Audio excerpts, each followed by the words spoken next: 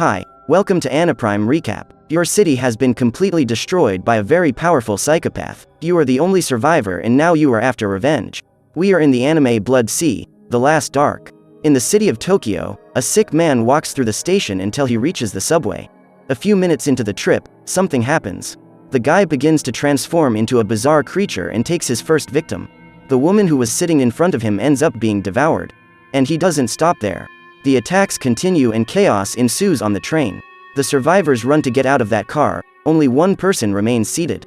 The creature soon approaches to devour her, but the girl hits the monster in the face and he runs towards another wagon.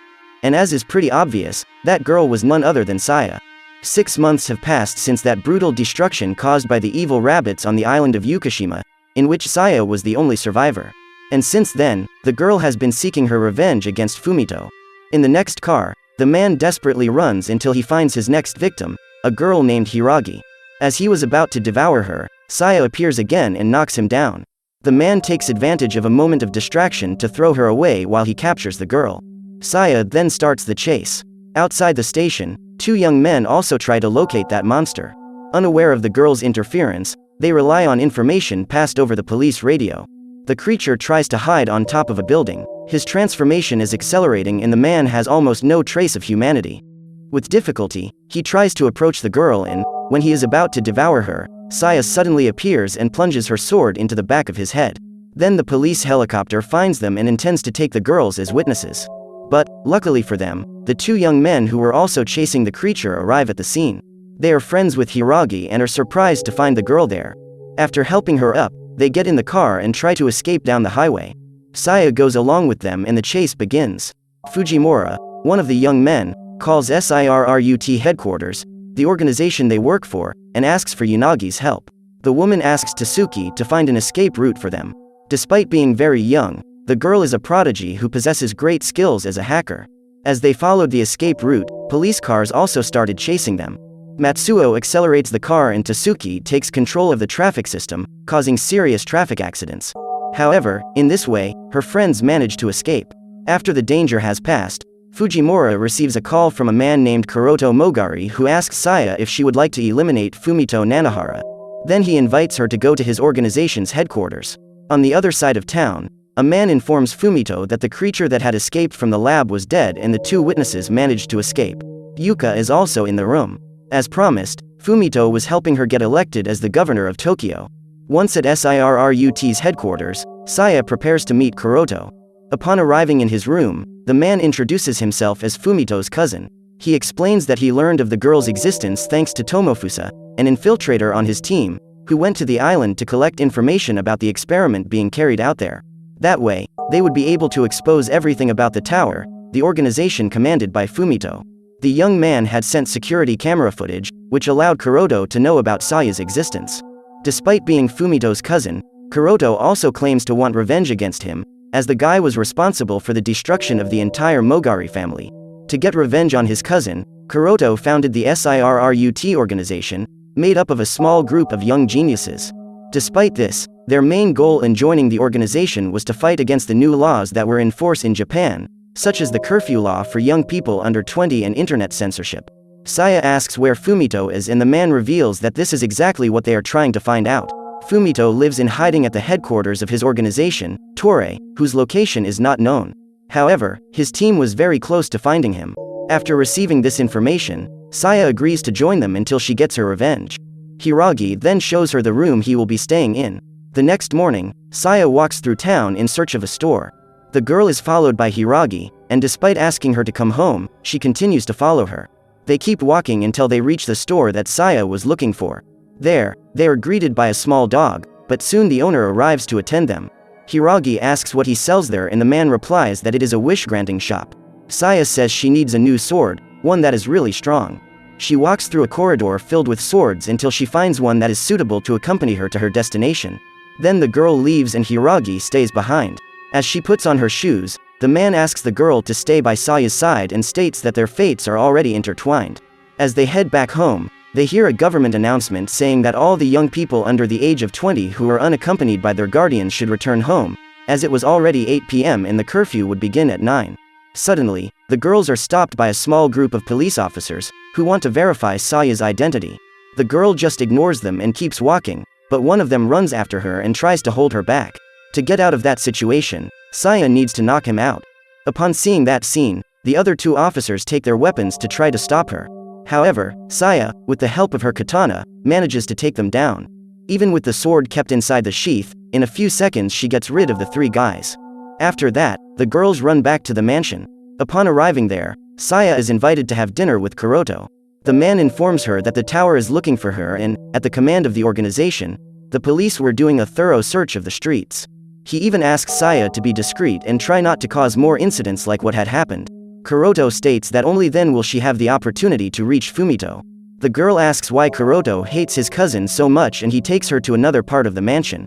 The man says that Saya is the first person he takes to that place and asks her if she has heard about Shujikomen, a deal made between humans and Furukamonos.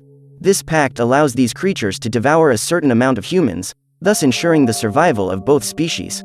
Kuroto and Fumito belonged to the clan that had been hiding and protecting the Shujikomen for generations. This means that his ancestors were responsible for making this pact with the Furukamonos. His family, Mogari, manipulated the rulers for hundreds of years to ensure they followed through on the deal. The Nanahara family used their power and influence to protect the Mogari. The two families together formed the organization they called the Tower, until the moment when Fumito decided to take control of everything. 6 years earlier, he had gone to that mansion with an armed military unit and destroyed almost every member of the Mogari family to obtain the Shujikomen. According to the man, Saya was the opportunity he had been waiting for to get his revenge, as she is very powerful and also has reasons to kill Fumito. That night, the girl could barely sleep. She had nightmares that included her friends from Ukishima, which Fumito had used to manipulate her and then cruelly destroyed. The next morning, Tasuki and Fujimura find information that could reveal where Fumito's is. They find out that he was going to lecture at a private school in Tokyo the next day. The team then begins to make a plan to get in there. Luckily, Hiragi was a student at this school and managed to get a uniform so Saya could pass through the gates without being noticed. As the girls walked towards the school, Fujimura and Matsuo were inside the car monitoring their moves. Saya used a fake crutch to hide her katana. Once inside the school, some girls stopped to talk to Hiragi. They ask about her father's disappearance, but the girl says that the lecture is about to start and she leaves. The students settle in the auditorium and Saya asks what happened to Hiragi's father. She realizes that the girl is uncomfortable with the matter, so she gives up on questioning her. Then Fumito is announced as the speaker for that day and the students are excited to welcome him. Seconds later, a very loud alarm starts to sound. The students are instructed to leave the room and Saya takes advantage of the distraction to draw her sword and charge at Fumito. However, when she manages to cut him, she discovers that it is just a doll made of paper. The doors close and a giant Furukamono falls from the ceiling. From its body, huge tentacles emerge that the animal uses to attack Saya. The girl manages to dodge the attacks and cuts its limbs. But when she tries to get closer, she ends up being hit and thrown away. Hiragi runs to help her and is nearly devoured by the creature. She launches herself in front of the monster and ends up getting bitten in the arm. The young men hear Hiragi's screams and decide to invade the school. Even wounded, she manages to defeat that Furukamono, cutting him in half. Then they run towards the exit, but the door is locked. A swordsman appears to try to stop them from escaping, and while Saya fights him, Hiragi hacks the security system to try to open the door. The man pulls out a pistol and tries to shoot the girl, but she manages to dodge the bullets and lands a sword blow on his face. However, due to a promise, Saya is not able to kill humans. Hiragi manages to unlock the door, but is taken hostage by the swordsman. When all seem to be lost, Fujimura and Matsuo drive through the door and rescue the girls. The swordsman informs Fumito that Saya managed to escape, but says that the collection was a success and that he would send the girl's blood directly to the lab. Fumito's main goal with that attack was to get more blood samples from Saya to use in his experiments. Back at the mansion, Tasuki blamed herself for being tricked into sending the girls into a trap. But Kuroto takes full responsibility for what happened, as he was the one who verified the information and allowed the team to execute the plan.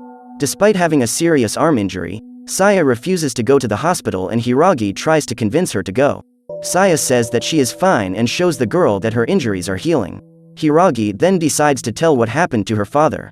The girl says that her mother died when she was still a child and since then her father has been her only family. He was always busy with work and barely had time to take care of her, but still the man went out of his way to make the best of her. Hiragi's father was a journalist, and a year ago he decided to create an article about Seventh Heaven, another company run by Fumito. He wanted to expose everything that happened in that organization, but during the investigations his superiors pressured him to stop his work. However, the man did not accept. He decided to continue the article, even if he had to do it on his own. Hiragi, who was also a high-level hacker, made some inquiries to help him. She managed to hack the security system of Seventh Heaven and discovered that some people had disappeared after going there. It was during these investigations that she also discovered the existence of the tower. After gathering all the evidence, her father left home as an intention to expose Fumito Nanahara. After that day, he never came back. Hiragi entered for SIRRUT so that she could find her father, but she was afraid of discovering the truth, so she could not further exercise her skills as a hacker. Her greatest fear was to discover that her father is dead. A few hours later, they join the room with the rest of the team. Hiragi informs them that she will return to hacking activities in order to help find Fumito's location. She then starts to dedicate herself day and night to this quest. During the night, Saya takes coffee to her friend, who invites the girl to join her. Kuroto was the one who had prepared the coffee and, according to Hiragi, it was delicious. Until then, Saya had not accepted to eat anything offered to her in that mansion. However, at that moment, she couldn't refuse to accompany Hiragi. While talking, the girl notices something strange on the computer screen. She realizes she's about to find something important, and after a few minutes of trying to decode that information, she finds the tower's location. The base was located in Tokyo Bay. It was not possible to find the place just by checking the satellite images as they contained false data. However, Hiragi manages to remove it and reveals the tower's base. The three young men wait in the car while Saya goes after Fumito. When she enters the building, the girl finds dozens of armed soldiers waiting for her, as if they already knew she would arrive. Saya manages to dodge the shots and takes a soldier hostage, but as she couldn't kill him due to the curse, she uses him as a shield to escape. In the middle of the shooting, an explosion happens and the swordsman appears from among the rubble. Saya ends up being buried by the remains of the explosion, but manages to get up and, during the attack, rips the man's arm. Under Fumito's orders, he uses a talisman to transform into a furukamono. The creature starts to devour the soldiers and, while they exchange shots with the monster, Saya takes the opportunity to go after Fumito. She passes through a creepy room where a gate opens for her. Inside, the girl finds Fumito and is stunned to see his reflection all around her. Saya passes out, and when she wakes up, she comes across Kuroto. But her body was still paralyzed. The moment she drank the coffee, the girl was contaminated by a narcotic that does not affect humans, only furukamonos. Without any of the team members knowing, Kuroto put this substance in every food. However, Saya was careful and never accepted to eat anything offered to her. Until the moment the girl drank that coffee. The man explains that SIRRUT started with a small group on the internet that wanted more freedom in Japan. This could derail the tower's plans, so Kuroto offered to become the sponsor of that movement. This allowed him to manipulate the group into doing whatever he wanted, as they believed whatever information Kuroto leaked. However, the man was surprised when Hiragi found the tower's true location. After that, he warned Fumito that Saya was on her way. Contrary to what he had said, Kuroto helped his cousin kill his family so that together they could control the tower. But Fumito was careless and Kuroto stabbed him with Saya's sword. His plan was to kill Fumito and blame the girl.